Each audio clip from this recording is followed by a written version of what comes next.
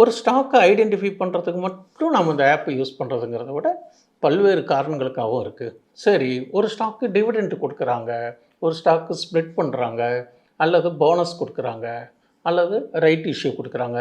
இதெல்லாம் நம்ம எங்கே போய் பார்க்குறது? ரொம்ப ஈஸியாக நீங்கள் கார்ப்பரேட் ஆக்ஷன்னு ஒன்று இருக்கும்.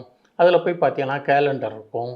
அடுத்தது வரக்கூடிய அந்த ஸ்டாக்கினுடைய டிவிடெண்ட் எப்போ வரும், அந்த ஜென்ரல் பாடி மீட்டிங் எப்போ தேதி, அந்த மாதிரி எக்ஸ்ட்ரா நியூஸஸ் இருந்ததுன்னா அது எல்லாமே அந்த கார்ப்பரேட் ஆக்ஷனில் போய் பார்க்கலாம்.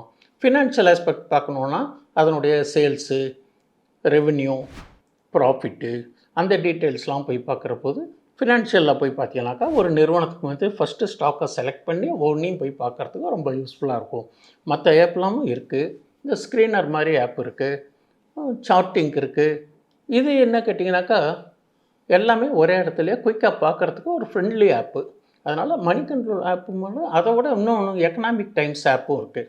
இந்த மாதிரி நிறையா நியூஸ் ஆப்ஸ்லாம் நிறையா இருக்குது. அதே மாதிரி அது நியூஸ் சேனல்ஸ்லாம் நிறையா பிஸ்னஸ் நியூஸ் சேனல்ஸ் இருக்குது.